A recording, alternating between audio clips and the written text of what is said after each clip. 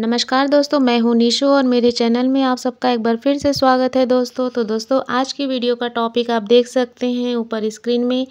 IAS Suhas Yathiraj जो कि बने हैं सिल्वर जीतकर बड़ा कारनामा किया है। पैरालंपिक में भारत की झोली में आया 12वां मेडल। जी हाँ दोस्तों, केवल ये आईएएस ऑफिसर नहीं है, साथ में ये पैरालंपिक खिलाड़ी भी हैं और इन्होंने भारत को एक नई जीत दिलाई है। तो आइए इसी बारे में आज हम बात करेंगे।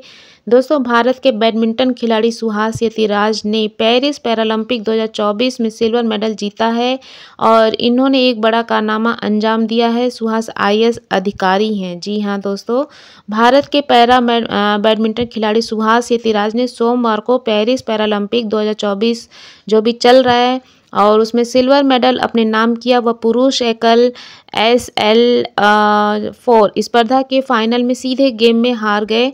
सुहास ने सिल्वर जीतने के बावजूद एक बड़ा कारनामा अंजाम दिया है। वह पैरालंपिक खेलों में लगातार 2 मेडल जीतने वाले पहले भारतीय बैडमिंटन खिलाड़ी बन गए हैं।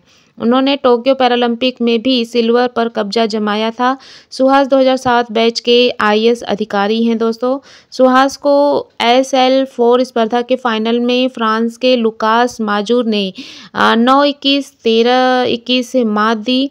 वह दोनों सेट में बेदम नजर आए। टोक्यो में भी सुहास के गोल्ड जीतने की उम्मीदों पर लुकास ने ही पानी फेरा था। वह पेरिस में हिसाब चुकता करने से चूक गए। 41 वर्षीय सुहास ने सुकांत को 21-17 और 21-12 से हराकर फाइनल में जगह बनाई थी।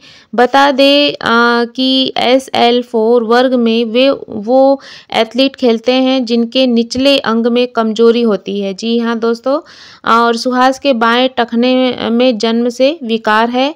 पेरिस पैरालंपिक में भारत की झोली में 12वां मेडल आया है। भारत ने पेरिस में पैरा बैडमिंटन में कुल 4 पदक हासिल किए हैं।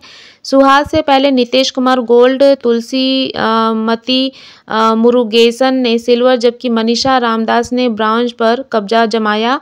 मनीषा पैरालंपिक में मेडल जीतने वाली पहली भारतीय महिला बैडमिंटन खिलाड़ी हैं। कंप्यूटर इंजीनियर से आईएएस अधिकारी बने सुहास ने अपने टखने की कमजोरी को बैडमिंटन के प्रति अपने जुनून में कभी बाधा नहीं बनने दिया। कोविड-19 महामारी के दौरान गौतम बुद्ध नगर के जिला मजिस्ट्रेट के रूप में काम करने वाले सुहास प्रयागराज के डीएम भी थे। वर्तमान में उत्तर प्रदेश सरकार के तहत युवा कल्याण और प्रांतीय रक्षक दल के सचिव और महानिदेशक के रूप में तैनात सुहास का प्रशासन से बैडमिंटन कोर्ट तक का सफर उनकी दृढ़ता का गवाही देता है। दोस्तों, आईएएस सुहास यथिराज ने पेरिस पैरालंपिक में सिल्वर मेडल जीतकर इतिहास तो रच ही दिया है। कर्नाटक के नेशनल इंस्टीट्यूट ऑफ टेक्नोलॉजी से पढ़े सुहास का जन्म से ही विकलांग है, लेकिन उन्होंने अपनी विकलांगता में भी कभी बाधा नहीं आने दी।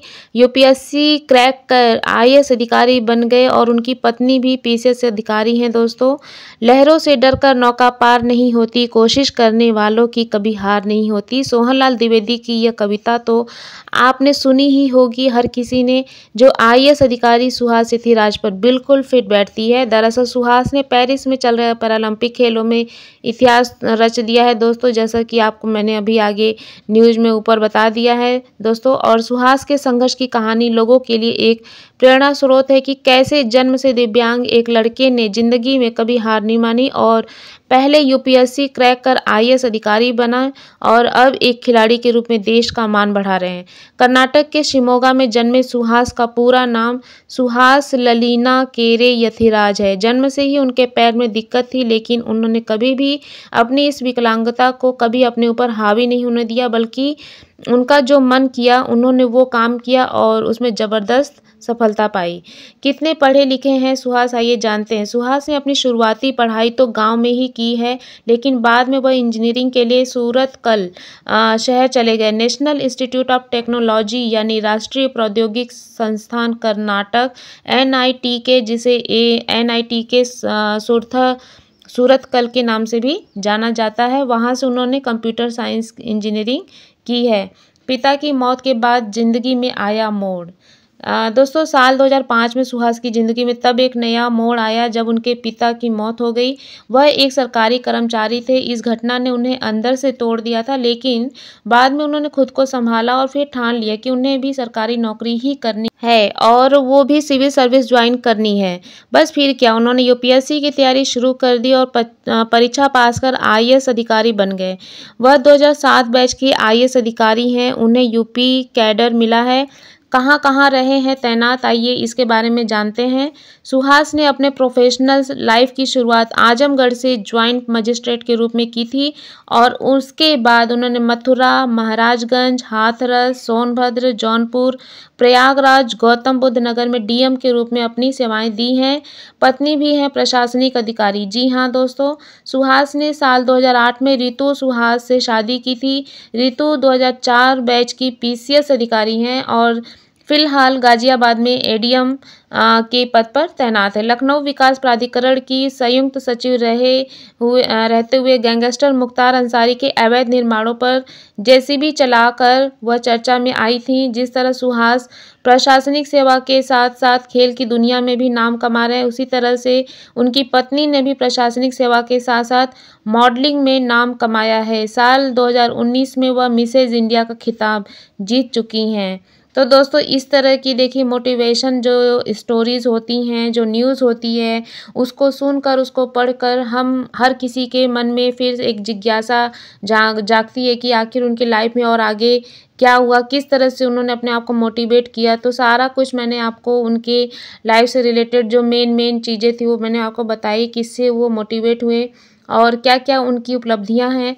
तो आप भी, हम भी, सभी को ज़रूरत है ऐसी मोटिवेशन स्टोरीज़ की, मोटिवेशन चीज़ों की, ताकि उनको सुनकर और पढ़कर हम भी अपने आप को मोटिवेट कर सकें। तो दोस्तों देर किस बात की, इसी तरह की स्टोरी जानने के लिए मेरे चैनल को सब्सक्राइब कीजिए और लाइक कीजिए और शेयर करना बिल्कुल मत भूलिए दोस्तों। और बाकी एक बार फिर से सुहास यतिराज को बहुत बहुत बधाई हो, पूरे इंडिया को हमारी तरफ से सबको शुभकामनाएं हो। तो दोस्तों मिलते हैं अपने एक नए वीडियो के साथ, एक नए न्यूज़ के साथ, एक नए मोटिवेशन स्टोरीज़ के साथ। तब तक के लिए बाय बाय, सी यू।